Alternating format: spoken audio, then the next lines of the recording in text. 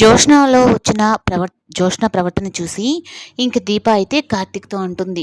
తను ఏదో పెద్ద ప్లానే చేస్తుంది బావ అన్నట్టుగా అంటూ ఉంటే, లేదు ఎన్ని తన ప్రయత్నాలు చేసినా తన మెడలో 3 ముళ్ళు వేయడం ఖాయం. అలాగే తనకి పెళ్లి జరగడం ఖాయం అంటే, నువ్వింత కాన్ఫిడెంట్‌గా ఎలా చెప్తున్నావు అంటే, అదంతా ఒక సీక్రెట్‌లే నీకిప్పుడు చెప్పకూడదంటే, మనిద్దరి మధ్య కూడా సీక్రెట్లున్నాయా అన్నట్టుగా దీప అంటే అంటుంది. ఇంక జోష్న అయితే కృష్ణ రోడ్డు మీద కారు కోసం ఉంటూ తనకి లిఫ్ట్ ఇస్తానని చెప్పనని ఎక్కించుకొని తర్వాత ఒక దగ్గరకైతే వెళ్ళి చాలా దూరంగా ఇక్కడి నుంచి కారు ఆగిపోయింది, ఇక్కడి నుంచి ఇంకా వెళ్ళలేము అన్నట్టుగా అయితే చెప్తుంది. ఇంకా దానికి కృష్ణ కూడా అయితే ఈ విధంగా చెప్తాడు.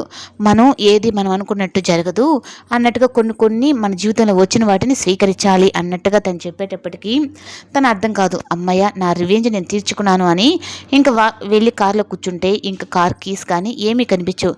అంటే వాడు లాస్ట్లో చెప్పింది ఇదేనమాట అన్నట్టుగా ఇంకా అంటుంది. ఇంకా ఏకంగా మళ్ళీ ఆ కృష్ణని ఎక్కించుకొని నేను దిగాల్సిన ప్లేస్ చెప్పు, నేను అక్కడే దింపుతానని మళ్ళీ అయితే తనని తీసుకొని వెళ్తుంది.